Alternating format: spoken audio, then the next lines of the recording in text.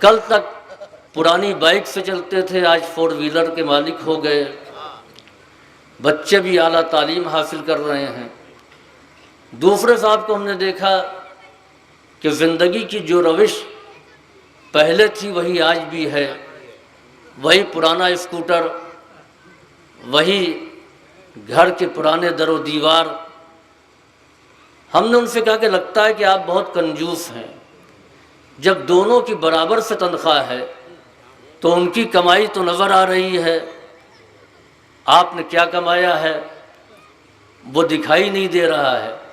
جواب ملا، مولانا میں بڑی ایمانداری سے ملازمت کر رہا ہوں، میں رشوت نہیں لیتا، میں فائل کو نہیں دباتا، میں کمیشن خوری نہیں کرتا ہوں، صرف اپنی سیلری پر گزارا کرتا ہوں۔ تو نتیجہ یہ نکلا کہ یہ بیچارے ایماندار تھے اس لیے پیچھے رہ گئے، انہوں نے بے ایمانی کی، وہ آگے بڑھ گئے۔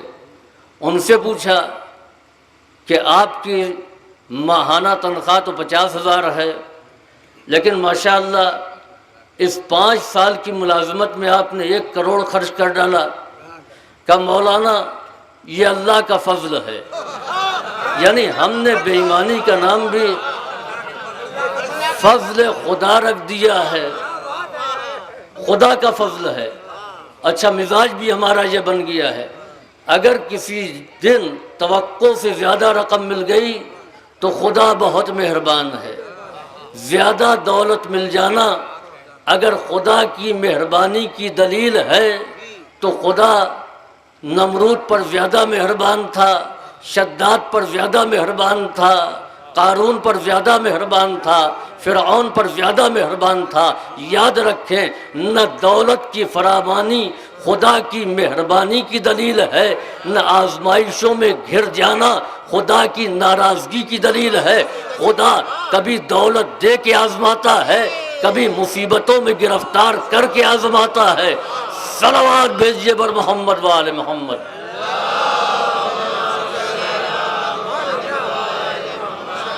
تو مشاہدہ یہ کہہ رہا ہے کہ بے ایمان فائدے میں، ایماندار گھاٹے میں، مگر خدا یہ کہہ رہا ہے کہ بے ایمان گھاٹے میں ہے، ایماندار فائدے میں ہے۔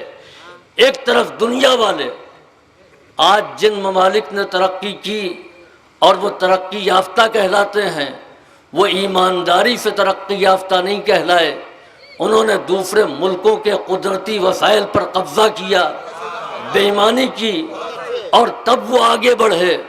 تو اس کے معنی یہ ہے کہ جنہوں نے بے ایمانی کی وہ فائدے میں، جو ایماندار رہے وہ گھاٹے میں۔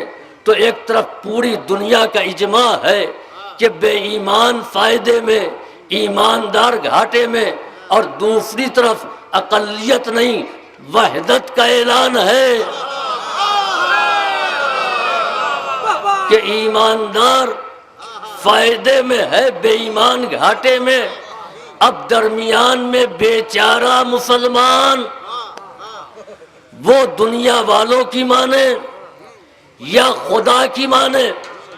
اب مسلمان سے پوچھئے کہ قرآن کہہ رہا ہے، خدا یہ اعلان کر رہا ہے کہ بے ایمان گھاٹے میں ہے، ایماندار فائدے میں ہے، دنیا ہیں ایماندار گھاٹے، بے ایمان فائدے میں، تم کس کی مانو گے؟ تو سر جھکا کے کہے گا اب خدا کو مانا ہے تو اسی کی ماننا چاہیے۔ تو اب یہ اصول طے ہو گیا۔ اس مسئلے کو اور واضح کر دوں، ایک لاش پڑی ہوئی ہے، تن اور سر الگ الگ، آپ کسی سے پوچھئے، ہندو سے، مسلمان سے، سکھ سے، عیسائی سے، بدھسٹ سے، جینی سے، سب یہ کہیں گے کہ یہ مردہ ہے، لاش کو کوئی زندہ نہیں کہے گا۔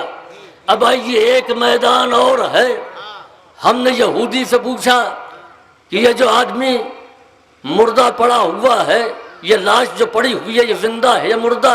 وہ کہے گا مردہ۔ ہم نے عیسائی سے پوچھا یہ زندہ ہے یا مردہ؟ وہ جواب دے گا کہ مردہ ہے۔ ہم نے ایک ہندو سے پوچھا یہ زندہ ہے مردہ؟ وہ جواب دے گا کہ مردہ ہے۔ سکھ سے پوچھا زندہ ہے مردہ؟ وہ جواب دے گا مردہ ہے۔ اقوام عالم سے ہم سوال کرتے رہے، سب نے کہا یہ مردہ ہے۔ خدا کہتا ہے خبردار مردہ گمان بھی نہ کرنا، یہ زندہ ہے، راہ خدا میں رزق پاتے ہیں۔